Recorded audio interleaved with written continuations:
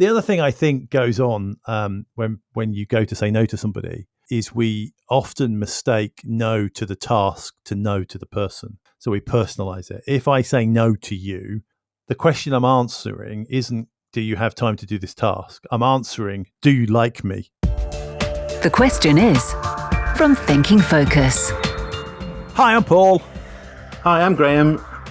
And the question is, how can I say no to senior people? And that's senior people in the organisation, not old people. Just so we're clear. Well, in fairness, I could do with some tips to say no to my mother, so this might help me with that one as well. Yeah, I'm not sure we're going to get that deep into this. Because this is part of our mini-series within the question is that's exploring some of the questions that come up when we're coaching people. And this question comes up a lot. How do I say no to my boss or my boss's boss, or normally actually one of my boss's peers, somebody at my boss's level but 2 steps over? How do I say no when they come and ask me for something? I think people quite often when I coach, I think it's just how to say no in general terms comes up as well. I think there seems to be an added challenge or a perceived added challenge when it's somebody more senior. And one of the things I actually encourage people to think about is it really any different if it's a peer or if it's your boss? And I know there are some differences in terms of that. But why do you think people don't like to say no, though, Paul, in the first place? Oh, and I think they don't. There's a kind of a mindset that sits behind it that says, I might get into trouble, and B, I might be perceived badly. It's almost, I find it really funny. It's almost like there's a very fine line that a lot of people have in their heads between I need to be busy, but I don't need to look like I'm so busy that you think I'm out of control. So I should be able to take on more. And I kind of sort of say all the time, there's a couple of things you have to think about in your mindset. One is you're supposed to be busy. You've got a big job. Yeah. You're paid to be busy. You're not paid to be sitting on your ass doing nothing. So when it turns out that that's true and you are busy, don't feel like you need to apologize for having work to do because you're supposed to. Yeah, I guess one of the things I think, do you think there's also a thing, because I think when I'm coaching people, you sometimes get people just feel like they want to be helpful, they want to be liked. Yeah.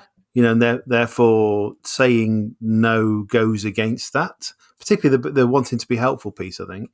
Yeah, I think there is, again, it's a sort of well-known personality trait about helpfulness or agreeableness. So, agreeable and disagreeable. And it's kind of interesting, actually, because some of the most giving but disagreeable people, there's been some great research on this, the sort of helpful, disagreeable people often end up being some of the most successful people. But helpful, agreeable people end up being some of the least successful people because the disagreeable nature of it helps you kind of go, yes, I'll help you. However, but I need something in return. Yeah. You will help me one day. I always remember reading one of the pieces of research about this where they were talking about somebody who would mentor anybody, but they put a load of expectations around what that meant. And so they mentored a lot of people, but they didn't have any time wasters. Didn't have any people who kind of went, I need to be seen to be mentored. If you wanted to be mentored by this person, you would have to do some work. Yeah. So it's that kind of stuff.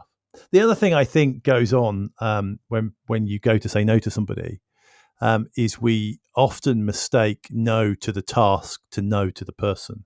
So we personalize it. If I say no to you, I'm saying no to you as a human being, and that's a slight on you as a human being. And it's almost like somebody said it to me once.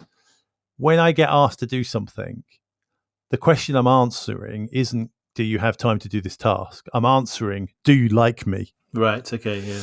Yeah. And why would I say no to do you like me? Of course I like you. The fact that I'm crazy busy and haven't got time to help you is not a slight on you. Yeah. But that mistake happens. So I think there's a few mindsets that you're supposed to be busy.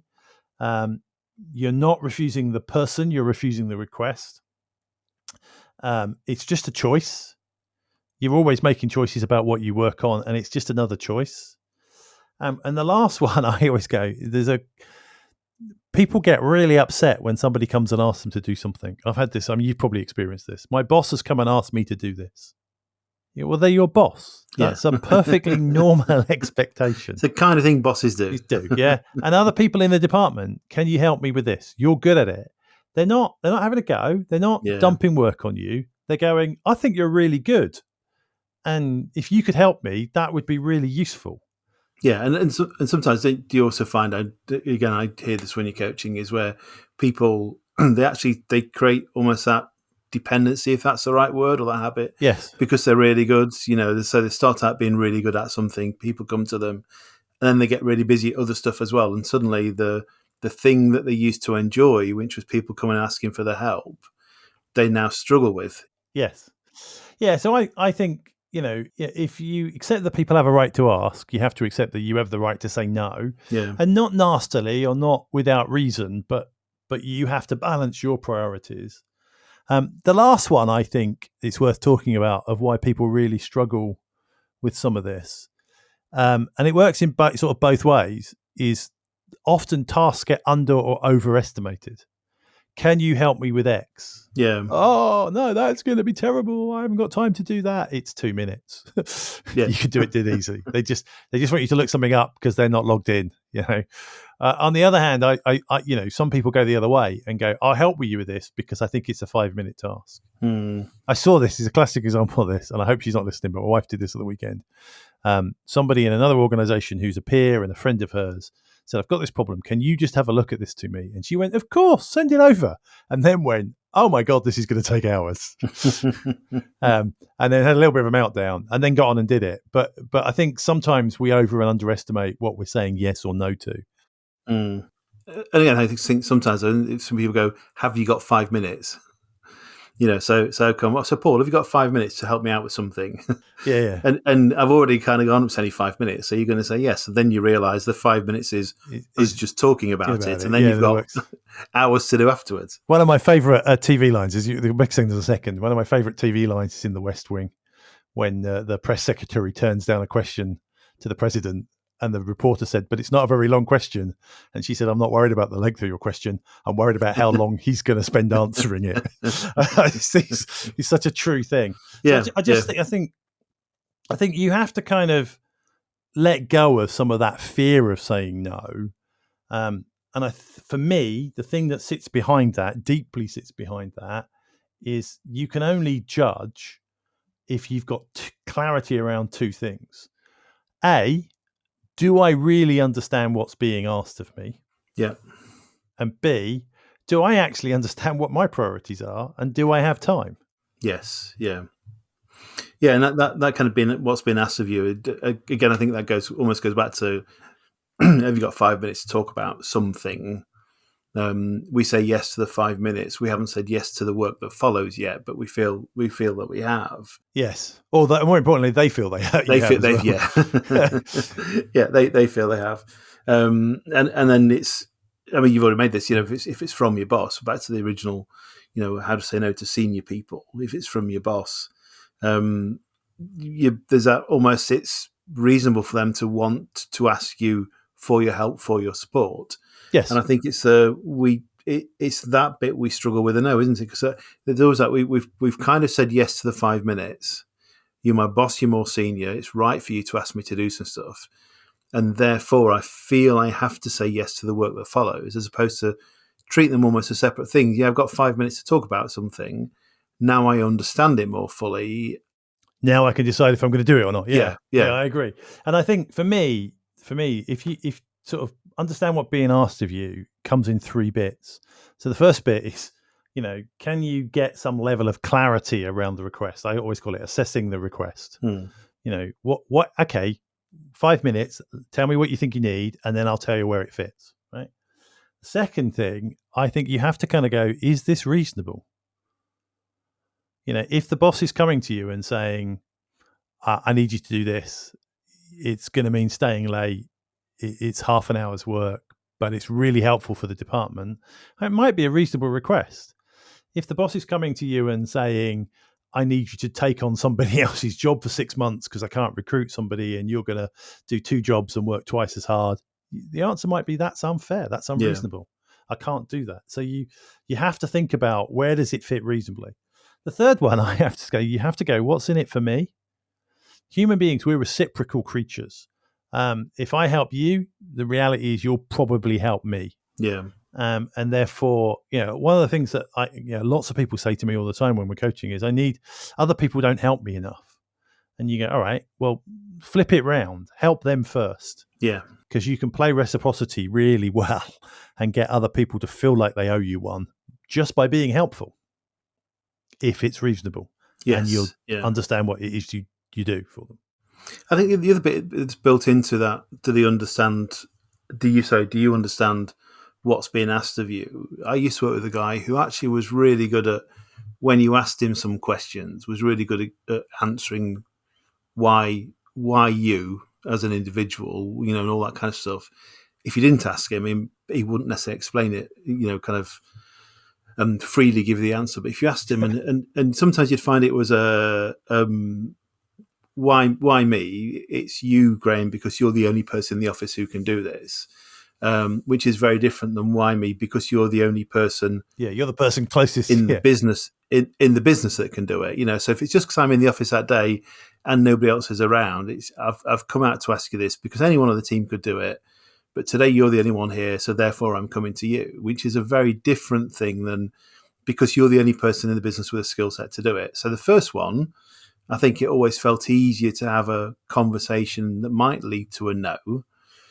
Because I understand you're only asking me because I'm the person in today. Whereas when you get that, you're the only person with a skill set to be able to do it. That's a very different thing, because it feels like that's got to be a yes then. But what I still need to work through with you is if it is a yes, what's the impact on other things that I'm doing? And for me, that's the next part of it. You neatly set that up there to go, well, you can pay me $5 later. You can't do this unless you kind of know what your priorities are and what you've got on. So, do you know what your commitments are? Do you know where this fits with your other commitments? Can you start to estimate the impact of doing this with everything else you've got on? Yeah. Because one of the challenges a lot of the time is that people do it. And I've heard this expression in a number of businesses recently. People go, well, it's the side of the desk project. And you go, what does that mean? You've got a job, you've got a busy job, you've got a series of expectations, and then we're giving you a project that you're going to fit on the side somewhere without. It doesn't work like that. It's not like you have an extra hand that you can just do two hands for the main job, and the secret arm that's coming out of your back is going to do the emails for the job.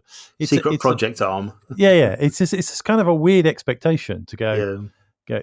Does this fit? Is it important? If it's important, let's make time for it. Yes, yeah. So actually, when we're talking about the reasons why some people perhaps struggle to say no, I guess one of them we didn't cover early on then was that simply because they don't know what they've got on themselves. I would say this is the biggest. Yeah. Not only do they not know what they've got on themselves, but they don't actually know why it's important and where it leads to. Yeah. One of the things I think is really interesting when you get to this priority bit, the reality is the latest idea that your boss or your colleague has had, the idea they had in the shower this morning, is very, very rarely more important than the stuff you spent weeks about strategizing. Yeah. The strategic plan that you've got is probably better thought out and more relevant than what they came up with in the car on the way in. Yeah. Yeah. And if you can phrase that really nicely in okay, where does this fit? Is this more important than delivering the key core principles of our, And I've had a number of bosses who literally, you play that back to them and they go, oh, no, don't do the thing I just thought of. You stick with that. That's more important. Well, I remember years ago now with a client and excuse me, with a client, and they were talking about DW projects. DW projects, and I'd never heard this term before. But the way they used it, the way they'd used it was clearly common in their business. I'm sorry, I've got to stop you. I've worked on projects for years. I've never heard of a DW project. It's a director's whim project. And it was so common in their organisation that someone senior would have an idea in the shower. They'd even got an acronym for it. I worked in one organisation where I got briefed really early on that the CEO had so many ideas that somebody said to me really early on, don't do anything until he's mentioned it to you twice. Right. Because if he only mentions it once, you could mistake thinking out loud for an action. Yeah. Now, I'm not sure that was a particularly good piece of advice in some ways, but you kind of get the thing is these ideas come up. So we recognise that sometimes we might be asked to do stuff that we should say no to. Is it always right to say no to stuff, though, do you think? No, I don't think it is. I think it's perfectly reasonable for them to ask. And sometimes, it's about understanding. Again, this is a really, really weird analogy, but it's just popped into my head, so I'm going to use it. I'm relatively sure on the Titanic, the people in the engine room were probably trying to say no to the captain and go, "Do you know how busy we are down here?" And he's going, "I don't care." Big iceberg. Everyone's going, it's sometimes we don't understand the bigger context, and we're being asked to do stuff. And I did work for a director once who used to call it the view from the bridge. The view from the bridge of a ship is very different from anywhere else on the ship. Yeah. And sometimes we just have to accept that if the bridge goes, "I get all that, drop that, do this." Yeah. We have to trust their leadership skills. And sometimes they'll have got it completely wrong and sometimes they'll get it right, but that's on them. So I don't think it's a case of we can just sit in a little, ivory tower and go, "We've agreed these 10 things and nothing else is going to come our way."